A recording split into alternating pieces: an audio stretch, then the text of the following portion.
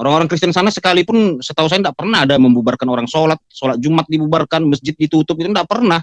Tetapi gereja sudah berkali-kali kan di Binjai dibubarkan. Binjai itu pun dulu toleransi itu, Bang. Saya pernah juga dulu di Diski itu sebelum Binjai itu kan, toleransi juga sampai ke Kampung Lalang, sampai ke apa sana itu, Stabat gitu kan. Banyak di situ dulu gereja. Toleransi kuat itu, walaupun di situ banyak orang-orang Melayu Delhi. Orang-orang Melayu Delhi pun toleransi juga pada zaman-zaman dahulu. Karena sangat berdampingan juga dengan orang-orang Batak kan, sampai ke apa sana itu, mau ke perbatasan Aceh itu luar biasa pada masa itu. Tapi ya sekarang ini kita lihat bagaimana kejadian-kejadian ini cukup mengherankan, karena dari kampung sendiri pun sudah ada juga berita-berita radikalisme ini sudah masuk. Saudara-saudara saya Muslim itu udah cerita gitu ya, sudah ada yang masuk tentang celananya cingkrang-cingkrang katanya gitu, cerita sendiri mereka sudah sudah mengkafirkan mazhabnya ini udah bermasukan. Jadi saya bilang sama Bapak tua saya, harus tegaslah Bapak tua. Kan nggak mungkin juga kita Kristen yang tegas, Bapak tua lah yang Muslim. Kebetulan Bapak tua saya itu kan imam masjid di Sidamanik sana itu. Yang harus ditegaskan ini. Udah pernah ceramah katanya, udah mulai ngomong-ngomong kafir katanya gitu.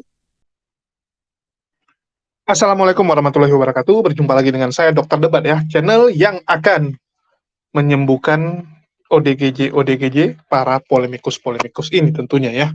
Dan di kesempatan kali ini kita akan membahas tentang duo murtadin ya.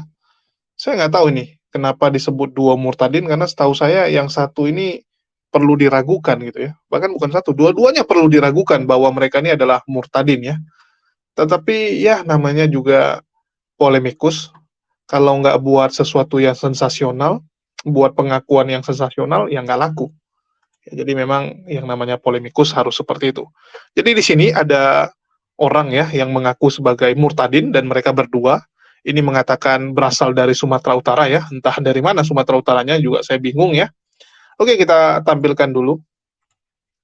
Ya, jadi di sini ada Jamal Dodi Pasaribu ya, dan juga Risuli Lubis. Beban duo murtadin untuk Sumatera Utara. Wah, keren judulnya ya.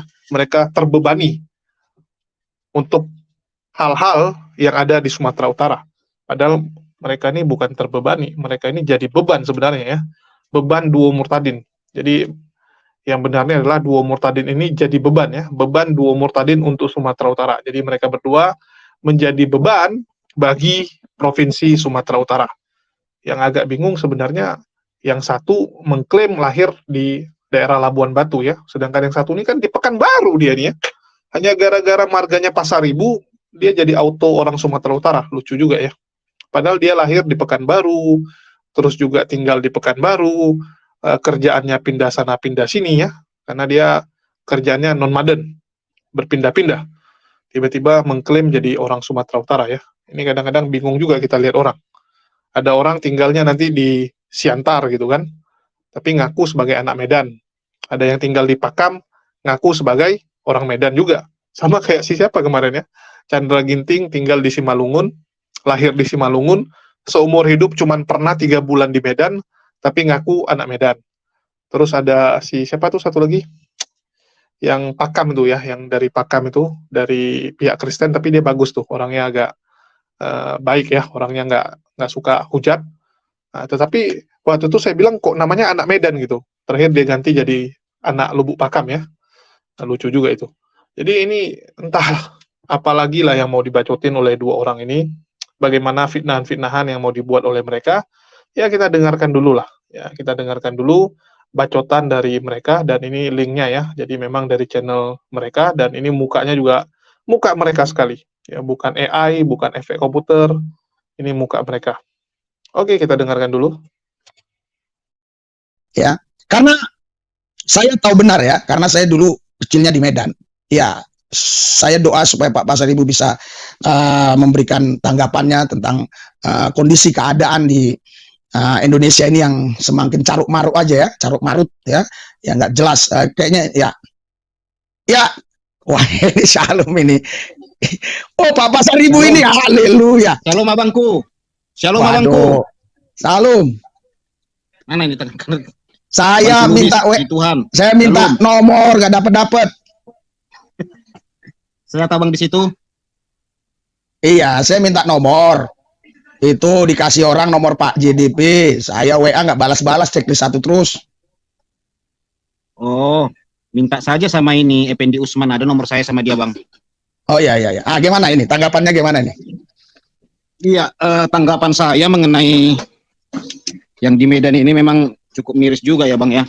Kita sesama keturunan anak Medan ini kaget juga ada hal-hal intoleransi, karena dari dahulu kala eh, hidup berdampingan, berbeda agama, berbeda suku cukup terpelihara sangat luar biasa zaman-zaman dahulu. Kalau saya di Sidamanik saya, Bang, di Oh sudah manik. iya, situ kan banyak muslim ya, juga orang Batak ya. Jadi kalau kita melihat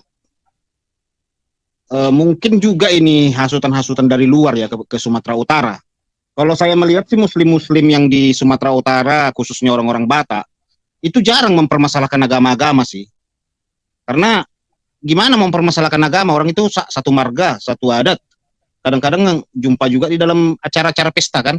Jadi kalau di Sidamani saya lihat banyak juga di sana Batak yang muslim, tetapi jarang ribut tentang agama gitu, nggak pernah. Apalagi melarang-larang orang ibadah, itu nggak pernah kejadian di sana. Jadi mungkin ada terpapar-papar radikalisme juga, mungkin bisa jadi orang di luar Sumatera masuk gitu ya, menghasut, kita nggak tahu juga.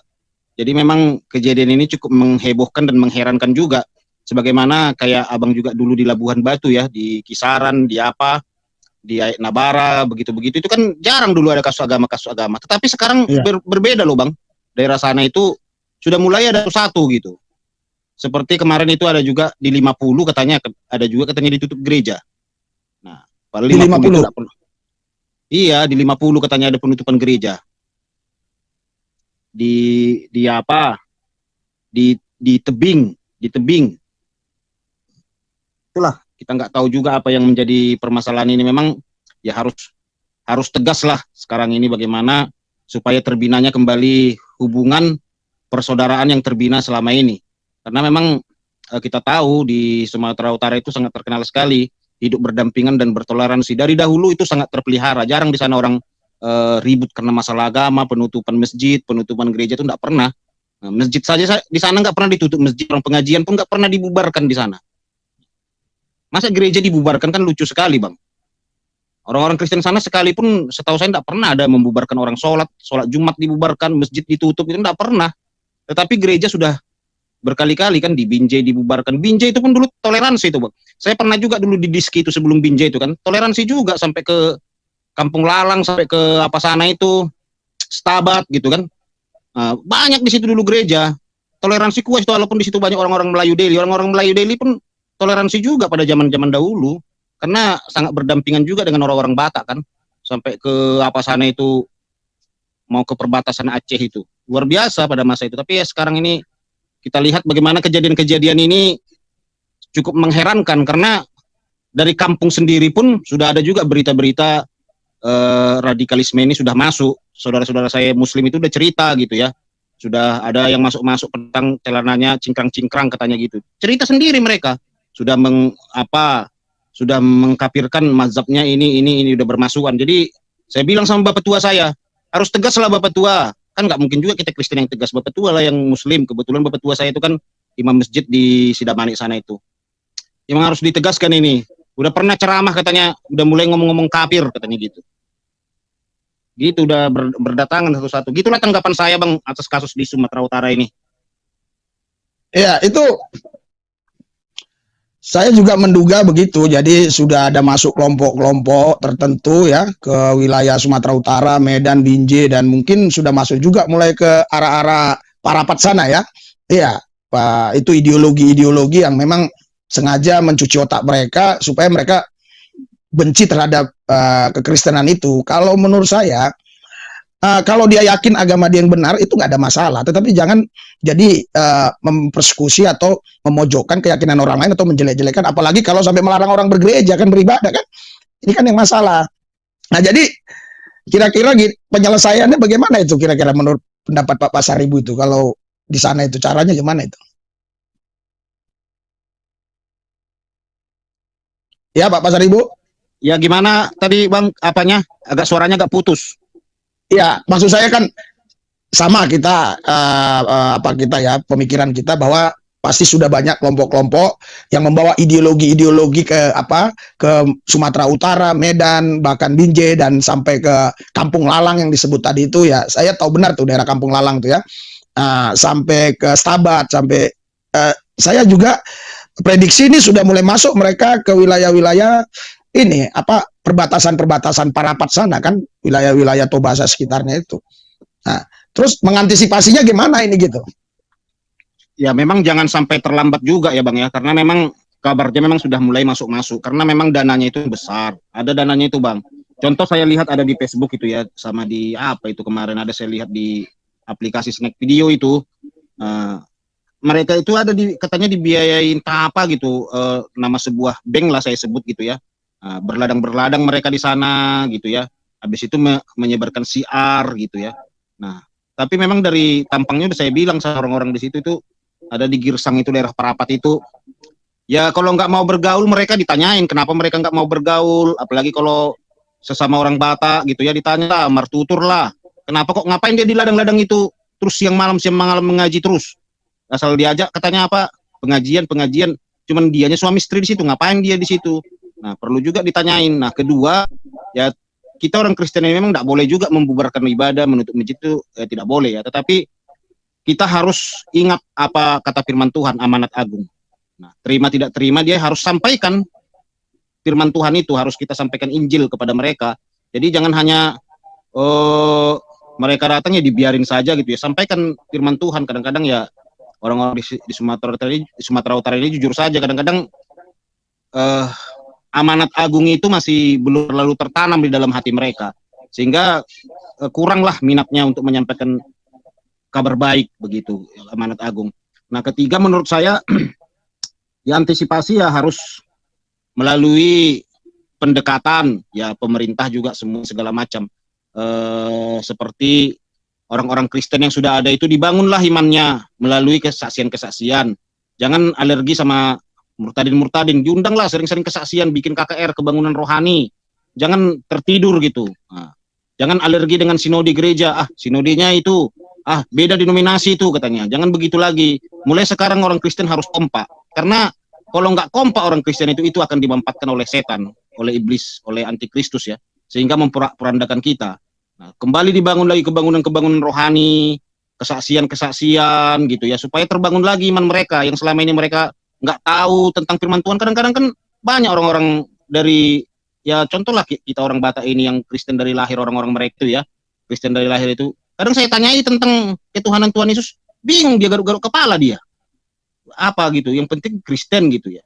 Jadi kadang-kadang dibilangnya juga sama saya, kok bisa Lai lebih tahu, padahal Lai dari Islam katanya gitu. Ya dipelajari lebih dalam, aku bilang kayak gitu.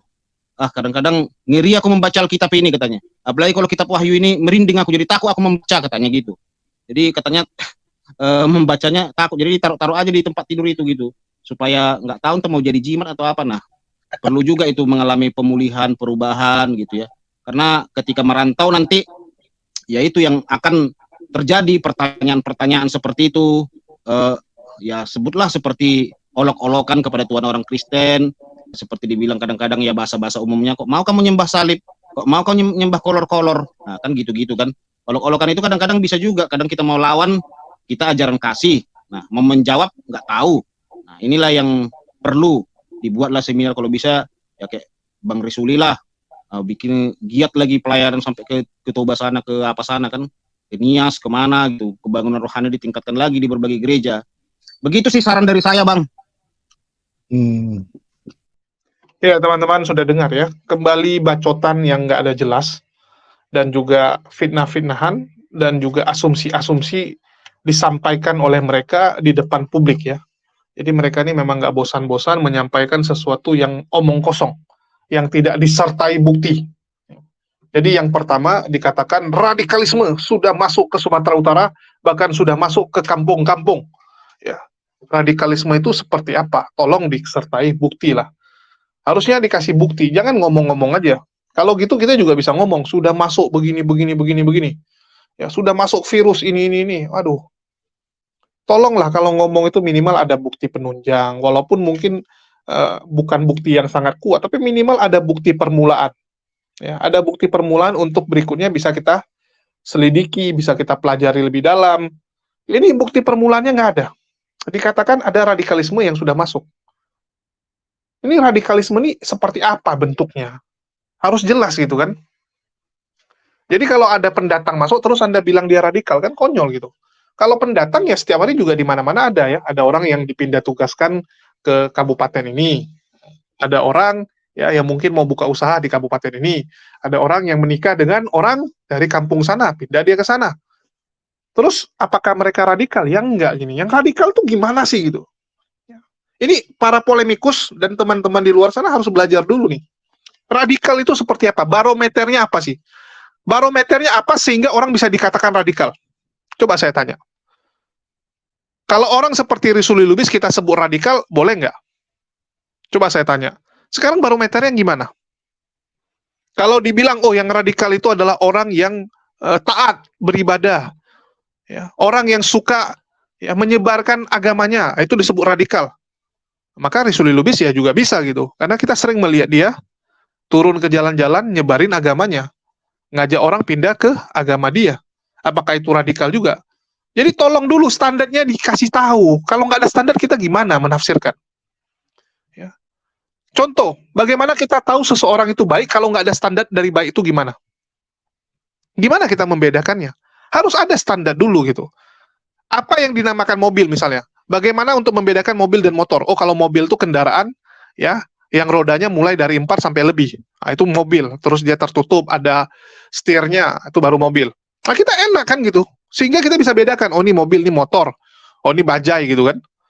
Kalau nggak ada standarnya, nggak ada klasifikasinya gimana? Nah, jadi mereka ini ngomong nggak ada dasarnya gitu. Radikal sudah masuk begini, begini, begini. Pokoknya kalau ada pendatang radikal lah itu.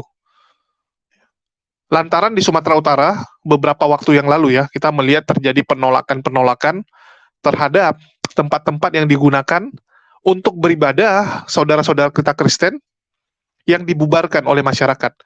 Ada di Marelan, ya, terus juga ada di Binjai ya, terus dia bilang ada di daerah lain juga. Harusnya kan dicari tahu alasannya, bukan sibuk nyala-nyalain orang yang membubarkan. Saya kadang bingung melihat polemikus ini. Mereka itu kalau ada masalah, bukan dibereskan sumber masalahnya, tapi nyala-nyalain orang lain. Tapi memaksakan kehendak, kan lucu gitu. Kalau ada sesuatu yang terjadi pada mereka yang disalahkan orang lain. Tapi kalau biang keroknya mereka, ya, mereka akan nyalain orang yang jadi korban juga. Wah, siapa suruh kamu diperkosa kan gitu. Jadi ibaratnya gini, kalau ada kasus pemerkosaan, ya, tapi pelakunya itu dari mereka, dari golongan mereka, mereka akan bilang, wah salah si cewek lah. Siapa suruh si cewek ini gunakan baju terlalu seksi? Siapa suruh si cewek ini mau dirayu gitu kan untuk bertemu? Jadi mereka bukan bereskan gitu. Kenapa angka kriminalnya bisa tinggi di satu daerah? Kan gitu. Kalau kita nih yang berpikiran luas, kita akan lihat kalau di satu daerah ini terjadi tingkat kriminalnya tinggi. Ada apa? Ada apa gitu? Kita bukan hanya fokus kepada pelakunya, tapi kenapa? Bagaimana pencegahannya? Bagaimana supaya hal ini tidak terulang lagi? Ini yang kita pikirkan. Bagaimana supaya Sumatera Utara ini bisa kondusif, tidak lagi ada aksi sweeping-sweeping kepada tempat-tempat yang digunakan sebagai tempat ibadah, walaupun ilegal. Walaupun ilegal di sini. Ini yang harusnya kita pelajari. Kita cari solusinya. Kalian bisa lihat bagaimana duo orang ini ya, duo kopla ini mengatakan, wah mereka itu masuk ke daerah-daerah dananya besar. Nah, ini kan ngelantur lagi. Berkali-kali saya katakan ya, di Muslim ini apa sih dana yang besar? Coba saya tanya. Ya mohon maaf, bukan saya merendahkan ya. Umat Muslim ini terlalu banyak, jadi yang mau dibantu juga banyak. Jadi uangnya nyebar kok. Uangnya nyebar. Sama kayak pemerintah Indonesia. Secara kekuatan ekonomi, Indonesia jauh di atas Singapura. Ya. Indonesia masuk G20, Singapura jauh kawan-kawan. Jauh. Tetapi kenapa Singapura kelihatan lebih makmur? Ya. Kenapa dia kelihatan lebih wah gitu? Ya karena yang mau dihidupi dikit, yang mau diurus dikit gitu. Sama seperti kita. Ada orang gajinya 5 juta. Gajinya 5 juta, cuman dia hidup sendirian. Dia single gajinya 5 juta. Dibandingkan dengan orang yang gajinya 8 juta. Gajinya 8 juta tapi dia punya anak 4. Dia harus tanggung bapak mamanya yang tinggal sama dia juga. Artinya dia tanggung istrinya, bapak mamanya, anaknya 4. Menurut kalian, siapa yang akan kelihatan hidupnya lebih mewah? Kelihatan hidupnya lebih, istilahnya lebih benefit lah. Bonafit ya. Sorry. Lebih bonafit siapa? Tentu saja yang 5 juta. Islam dananya besar, tapi yang mau dibantu banyak. Karena kita mayoritas. Sedangkan Kristen secara rasio dan rata-rata, ya dia lebih besar. Itulah kita lihat misionaris-misionaris itu yang pegang dana gede. Ya, misionaris itu gila dananya besar-besaran. Dan itu kan selalu jadi kebanggaan bagi para polemikus. Wah, dana kita besar gitu. Bahkan untuk penghujat aja ada dananya kan. Jangankan untuk misionaris, untuk penghujat saja ada dananya. Anda jadi penghujat Islam, langsung disupport. Dikasih motor, dikasih rumah, dikasih angkot, dikasih paling minim perlengkapan lah. Anda begitu jadi penghujat, ya, Anda jadi narasumber dulu, masuk ke channel orang, Anda belum punya channel, terus Anda bilang saya mau buat channel, itu auto tuh. Ya. Auto Anda langsung disupport. Oke, kita belikan komputer, ya. Wah, saya transfer 25 juta. Udah bangun langsung studio. Baru Anda nanti buat channel. Di Polemikus kan seperti itu. Yang penting masuk dulu ke channel orang, perkenalkan diri Anda, tunjukkan seberapa hebat Anda menghujat, Anda serang-serang Islam, terus Anda bilang, saya mau buka sendiri juga. Itu langsung disupport. Langsung disupport oleh mereka. Jadi dana besar itu malah mereka. Kalau di Islam ini apa sih gitu? Banyak sekali yang mau diurusin, masih banyak fakir miskin. Masih banyak itu ya, anak-anak terlantar. Masih banyak masjid-masjid yang rusak-rusak, yang pembangunannya masih mandat. Masih banyak yang harus dibiayai. Kalau mereka ini kan benar-benar totalitas gitu kan. Itu fakta, silakan dicek. Kita ngomong nggak kayak mereka, asumsi. Faktanya memang umat muslim terkendala, jumlah orangnya terlalu banyak yang mau dikasih bantuan, banyak yang mau dikasih makan. Jadi walaupun mungkin dananya 10 miliar, yang mau dibantuin 10.000 orang. Sedangkan Kristen, dananya 1 miliar, yang perlu dikerjain cuma 10. Jadi dananya 10 kali lipat. Itu faktanya. Terus dibilang, wah banyak radikalisme di kampung itu, mereka nggak mau berbaur gitu kan. Mereka nggak mau berbaur, kan kalian bisa tanya, ngapain gitu. Terus ngapain juga gitu, dia menyebarkan pemahamannya kalau dia nggak berbaur. Yang namanya nyebari pemahaman radikal, ya dia harus berbaur. Bagaimana mungkin kamu menyebarkan pemahaman kamu kalau kamu nggak berinteraksi dengan orang? Cobalah saya tanya, ada orang tinggal di kampung, terus dia bilang ya, di ladang. Ya dia di ladang, terus nggak pernah gabung sama orang. Ya udah biarin aja dia di situ. Artinya dia fokus kerja kan. Dia fokus ngurusi ladangnya, dapat duit, dia simpan. Ya mungkin suatu saat dia akan kembali ke kotanya, akan pindah ke tempat lain, lagi ngumpulin duit aja. Itu nggak masalah. Yang susah itu, ya, yang bahaya itu adalah orang yang kerja ngerumpi kayak kalian. Ya, kerjanya ngerumpi gitu, nyebarin pemahaman kebencian kalian.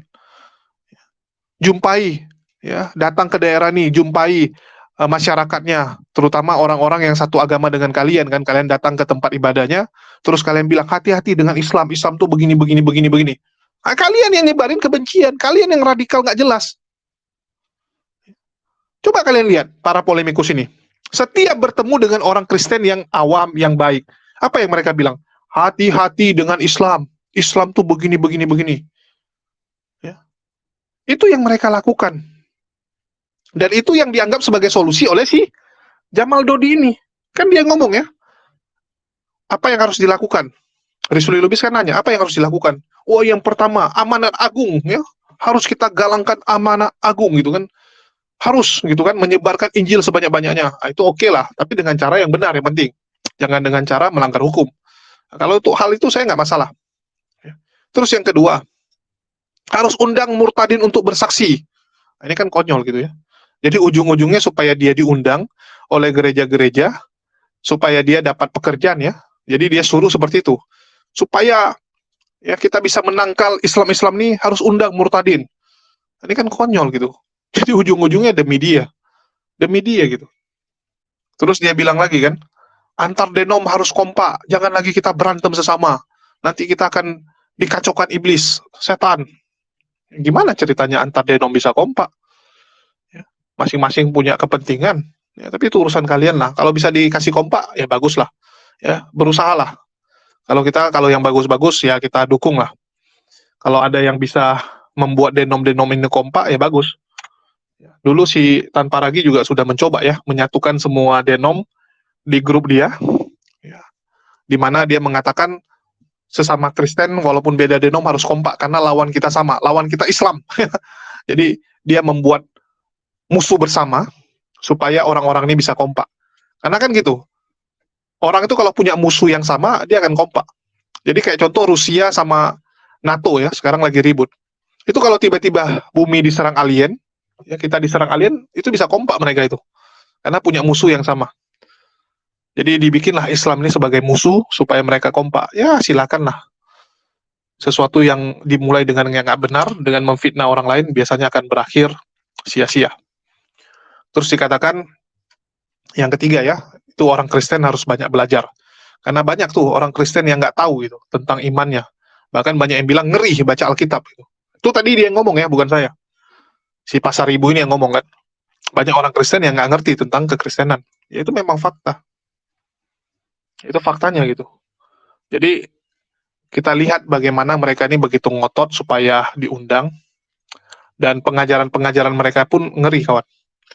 Ya, mereka tuh bukan menyebarkan Injil, tapi menyebarkan kebencian, mengajarkan orang-orang untuk membenci agama lain. Ini yang nggak benar. Jadi mereka kalau dikasih kesempatan untuk membuat seminar, mereka bukan memberitakan Injil, mereka bukan menceritakan tentang kekristenan, mereka membahas Islamologi, teman-teman. Bayangkan, yang dia bahas apa? Islamologi. Ya. Saya kadang-kadang bingung gitu. Jadi mereka kalau buat seminar tuh jelasin Islam tuh begini-begini. Nanti kita tanyakan sama orang Islam. Ya, kalau ketemu orang Islam kita bilang begini-begini biar mampus mereka. Nah, ini kan konyol gitu. Amanat agungnya apa? Yang dikerjakannya apa? Inilah yang membuat kegaduhan dan perpecahan sebenarnya. Orang-orang seperti inilah. Dan sekali lagi, kalau saya langsung kasih solusi ya, kalau mau tidak terjadi lagi aksi-aksi yang nggak benar, aksi-aksi yang kurang pantas. Karena memang nggak boleh juga kita razia tempat ibadah orang. Harusnya biarkan penegak hukum. Ya memang mereka melanggar. Ya mereka melanggar gitu. Sama kayak misalnya tetangga Anda melakukan tindakan maksiat gitu. Anda tahu tetangga Anda ini melakukan perzinahan. Ya nggak boleh juga kita razia. Ya panggil aja kepala desanya, Satpol PP, kepolisian gitu kan. Kita cuma melaporkan. Walaupun kadang ya karena terlalu lambat geram gitu. Terakhir warga yang pergi merajianya, warga yang langsung labrak gitu kan orang yang berzina itu. Ya sama dengan ini. Mereka melakukan peribadatan tidak di tempatnya, terakhir dilakukan sweeping. Jadi semoga ya hal ini tidak terjadi lagi. Ya solusinya cuma satu. Cuman satu, hentikan para polemikus. Karena ini biang keroknya polemikus. Saya sudah tanya ya ke banyak teman-teman, termasuk Ustadz Jul. Ya, Ustadz Jul yang di Medan, yang sering kita lihat mukanya gitu. Kalau ada terjadi apa-apa, muka dia duluan itu. Semua sama sih. Ya, semua sama jawabannya kalau mereka ini resah dengan polemikus. Mereka kesal melihat para polemikus yang begitu seenak udelnya menjelek-jelekan Islam. Sehingga sekarang mereka jadi nggak respect dengan agama non-muslim. Jadi sekarang kalau udah kehilangan respect ya udah susah kan gitu. Kalau kita udah nggak hormat dengan seseorang udah susah itu kawan-kawan. Sama kayak kalian gitu. Ya, kita ini kan manusia pakai perasaan. Kalau kalian sudah nggak menghormati seseorang itu mau ngomong apapun, ya kalian cuma akan dengar ya masuk kiri keluar kanan. Ini yang harus dipulihkan. Hubungan ini yang harus dibenahi. Kalian lihat suami istri tuh. Kalau memang udah nggak enakan, udah saling membelakangi, semua bisa jadi masalah. Istrinya ngasih minuman gitu kan, ngasih teh, terlalu manis. Suaminya bilang apa? Oh kamu mau cepat saya meninggal ya? Kamu mau saya kolesterol supaya meninggal? Padahal nggak sengaja. Karena udah nggak enakan. Hubungan ini yang harus diperbaiki. Kita harus akui memang ada something antara Islam dan Kristen. Dan ini terjadi karena polemikus. Sekali lagi, karena polemikus ini terus memancing di air keruh, terus membuat kegaduhan. Ini yang harus dibereskan, polemikus ini dibereskan. Yakinlah teman-teman. Saya pertaruhkan ini kepala saya. Kalau polemikus ya, sudah tidak ada di Indonesia, tidak ada lagi di medsos, nggak ada lagi polemikus-polemikus yang menyinggung agama orang, hanya fokus memberitakan agamanya, maka kita akan duduk ya, dengan enak, kita akan ngopi bareng, kita akan berangkulan, ya, itu udah pasti. Itu aja solusinya. Ya, yakinlah teman-teman. Kalian lakukan itu, udah beres itu. Ya, kalau kalian bisa lakukan itu, pasti udah beres. Mungkin itu aja yang bisa saya sampaikan. Makasih buat teman-teman semua yang udah nyimak. Di akhir kata saya ucapkan, wassalamualaikum warahmatullahi wabarakatuh. Sampai jumpa di video-video kita selanjutnya.